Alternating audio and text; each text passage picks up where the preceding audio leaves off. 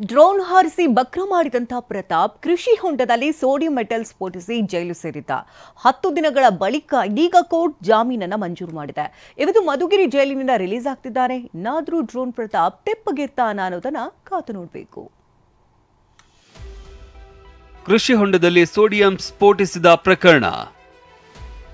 Drone ಪ್ರತಾಪ್ಗೆ ಜಾಮೀನು ಇಂದು release. ಏನೋ ಮಾಡಲು ಹೋಗಿ ಏನೋ ಆಯ್ತು ಅಂದ್ರೆ ಇದೇ ಇರಬೇಕು, ಇರಲಾಗದೆ ಇರುವೆ ಬಿಟ್ಕೊಂಡ ಅನ್ನೋ ರೀತಿ ಡ್ರೋನ್ ಪ್ರತಾಪ್ ಹುಚ್ಚು ಪ್ರಯೋಗ ಮಾಡಿ ಗಂಡಾಂತರಕ್ಕೆ ಸಿಲುಕಿದ್ದ. ತುಮಕೂರು ಜಿಲ್ಲೆಯ ಮಧುಗಿರಿ ತಾಲೂಕಿನ ಜನಕಲೋಟಿ ಗ್ರಾಮದ ಬಳಿ ಕೃಷಿ ಹೊಂಡದಲ್ಲಿ ಸೋಡಿಯಂ ಮೆಟಲ್ ಬಳಸಿ ಸ್ಫೋಟಿಸುವ ಪ್ರಯೋಗ ಮಾಡಿದ್ದ. ನಂತರ ಇದರ ವಿಡಿಯೋವನ್ನ ಸೋಷಿಯಲ್ ಮೀಡಿಯಾದಲ್ಲಿ ಹರಿಬಿಟ್ಟಿದ್ದ. ಅನುಮತಿ ಪಡೆಯದೆ ಈ ರೀತಿ ಸ್ಫೋಟ ನಡೆಸಿದ್ದಕ್ಕೆ ಮಿಡಿಗೇಶಿ ಠಾಣೆಯಲ್ಲಿ ಕೇಸ್ ದಾಖಲಾಗಿತ್ತು. ಬಿಎನ್ಎಸ್ ಸೆಕ್ಷನ್ 288 ಹಾಗೂ ಸ್ಫೋಟ ವಸ್ತು ನಿಯಂತ್ರಣ ಕಾಯ್ದೆ 3ರ ಅಡಿಯಲ್ಲಿ ಪ್ರಕರಣ ದಾಖಲಿಸಿಕೊಳ್ಳಲಾಗಿತ್ತು.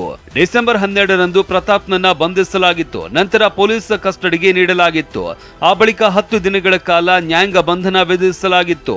ಇದೀಗ ಆರೋಪಿ ಡ್ರೋನ್ ಪ್ರತಾಪ್ಗೆ ಬೇಲ್ ಸಿಕ್ಕಿದೆ. ಮಧುಗಿರಿ 4ನೇ ಹೆಚ್ಚುವರಿ ಸೆಷನ್ಸ್ ನ್ಯಾಯಾಲಯವು ಡ್ರೋನ್ ಪ್ರತಾಪ್ಗೆ ಜಾಮೀನು ಮಂಜೂರು ಮಾಡಿದ್ದು ರಿಲೀಫ್ ಸಿಕ್ಕಂತಾಗಿದೆ.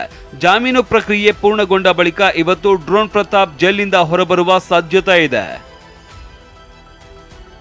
ಅದೇನೇ ಆಗ್ಲಿ, ಅನಗತ್ಯವಾಗಿ ಮಾಡಿಕೊಂಡ ಒಂದು ಎಡವಟ್ಟಿನಿಂದ ಡ್ರೋನ್ ಪ್ರತಾಪ್ ಜೈಲುವಾಸ ಅನುಭವಿಸುವಂತಾಗಿದೆ.